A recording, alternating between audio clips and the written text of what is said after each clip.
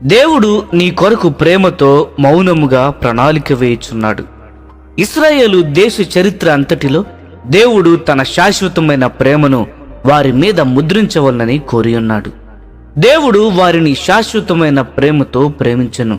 ఇర్మియా గ్రంథము 31వ అధ్యాయము 3వ వచనము, ద్వితీయోపదేశ ఖండము 4వ అధ్యాయము 37వ వచనము గమనించండి.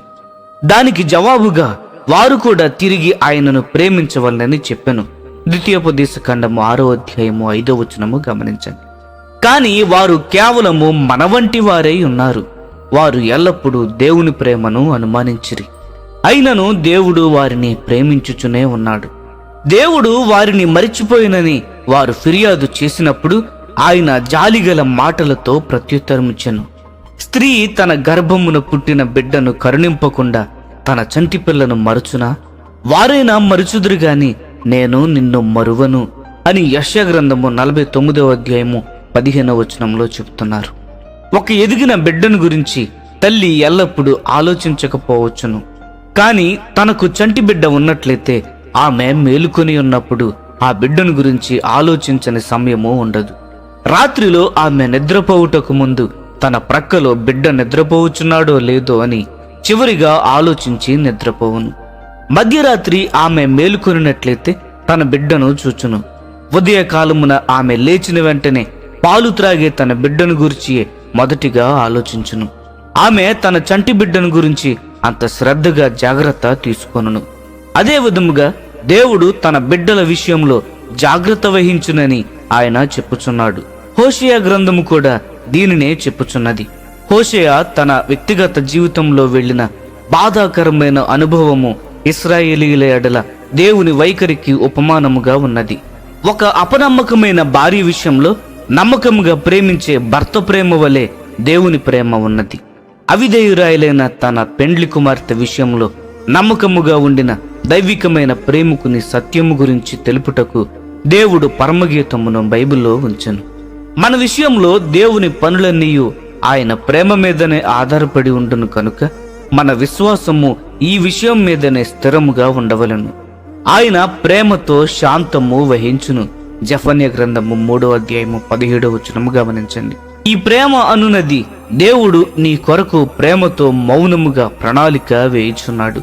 దేవుడు మన జీవితములలో అనుమతించే ప్రతి విషయము మనలను ప్రేమించే దేవుని హృదయము నుండి వచ్చుచున్నవని మనము గుర్తించి ఉన్నామా? నీ జీవితంలో మరియు నా జీవితంలో వచ్చుచున్న ప్రతి పరీక్ష మరియు సమస్యల ద్వారా చివరకు మనకు మేలు కలుగవలనని ప్రణాళిక వేసి ఉన్నాడు. దేవుని యొక్క అతి శ్రేష్టమైన దానిని పొందుటకు కొన్నిసార్లు మన ప్రణాళికలను దేవుడు నిరర్ధకము చేయును. భూమి మీద దానిని మనము పూర్తిగా గ్రహించలేకపోవచ్చును.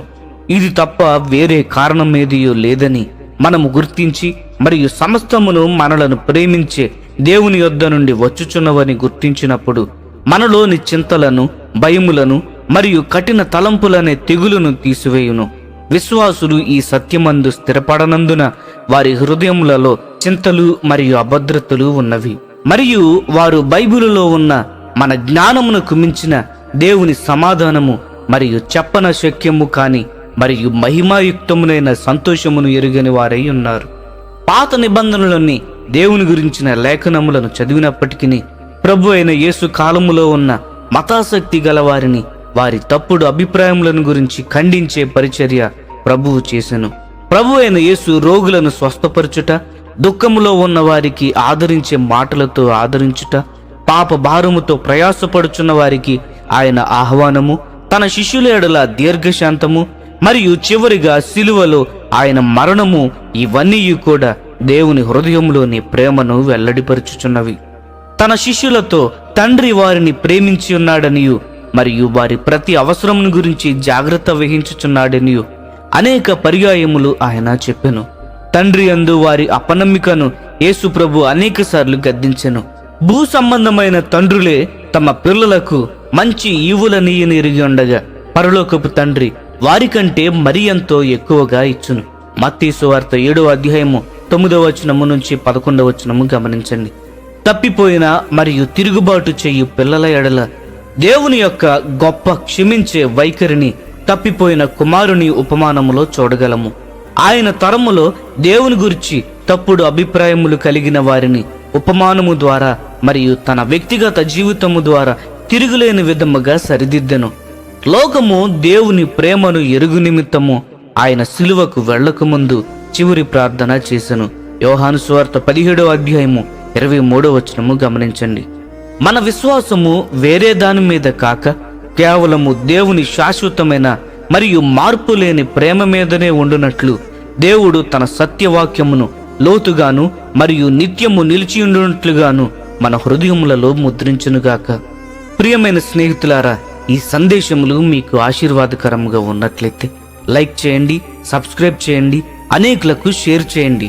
మీ విలువైన అభిప్రాయములను కామెంట్ రూపంలో మాతో పంచుకొనండి.